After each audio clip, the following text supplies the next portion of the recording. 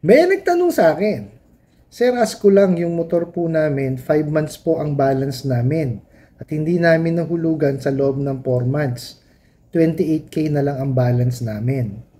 May nagpunta sa amin, pull out na daw motor namin pag hindi kami nakabayad ng 86K daw. Yung 28K balance namin sa loob ng 4 months, umabot ng 86K daw. Okay po. Ang pinakamaganda po ninyong gawin is pumunta po kayo ng branch at manghingi kayo ng statement of account. Tapos, manghingi kayo ng computation kung bakit inabot ho ng 86,000. Okay. Kasi kung sinasabi, tama ho yung sinasabi nyo na 4 months lang ho kayong hindi nakabayad, I don't think naaabot ng 86,000 yun. So, ang gawin niyo po, yun nga, pumunta kayo dun sa branch, no, o dun sa ano, sa bangko niyo, no, manghingi kayo ng computation. Ano po? Kasi hindi niyo malalaman kung magkano ho yung babayaran niyo kung hindi kayo nanghingi ng computation. 'Di ba? Paano niyo ho pa-itemize niyo po kung ano-ano yung dapat yung bayaran. Ano po? Ngayon, kung nalalakihan ho kayo, no, manghingi ho kayo ng ng discount, no? Kung kaya ho nilang magbigay ng discount. Kasi ho, talagang pe-penalize ho kayo, no?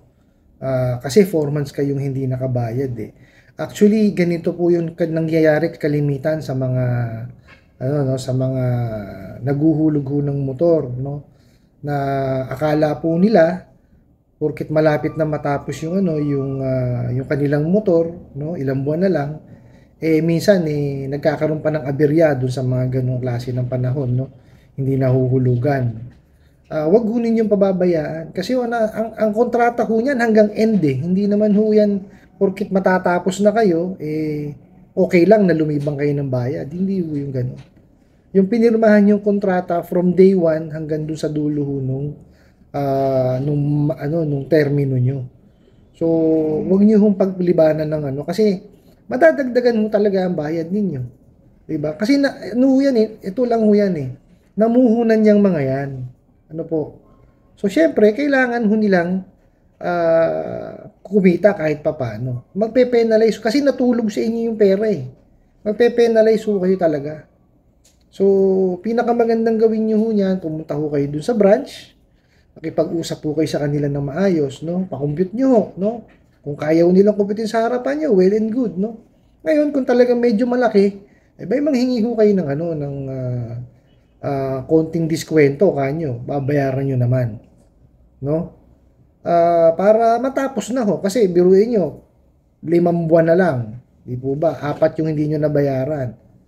So, bayaran nyo na, kaysa palampasin nyo pa ng palampasin, mahatak pa yan, sayang. Tagal nyo nang binayaran yan. Dami nyo na naihulog, di ba? Saka ginagamit nyo naman po eh. Di po ba? Hindi lang ho kasi nakalagay dito kung anong klaseng motor yan, kung taxi ho ba yan, or solo model. Kasi kung taxi yan, yung pinamamasada po, tawag namin doon taxi, kumikita yun. Di po ba? Ngayon, kung solo model naman yan, ginagamit nyo sa sa pagtatrabaho. So, tipid na rin kayo, di ba? Instead na mamasahe kayo, yun na lang ang ginagamit nyo. Di po ba?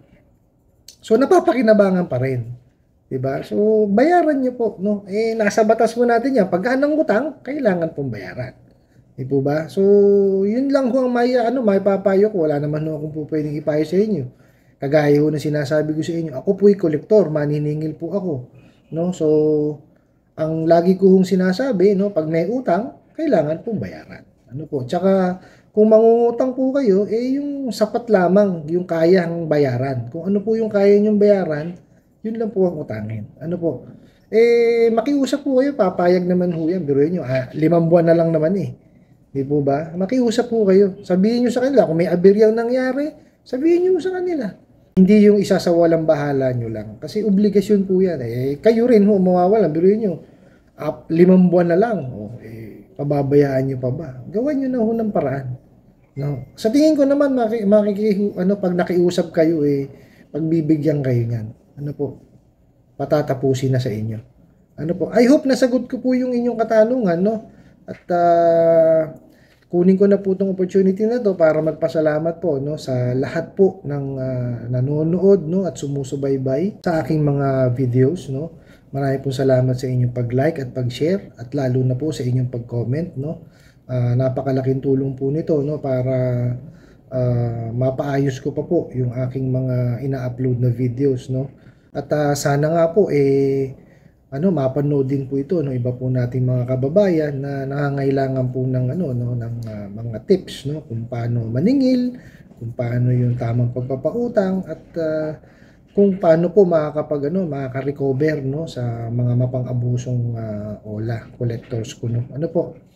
At sana po i-consider niyo po na makapag-subscribe din po at makapag-follow sa aking mga social media accounts, no, sa YouTube, Facebook at TikTok. Hanggang sa muli po.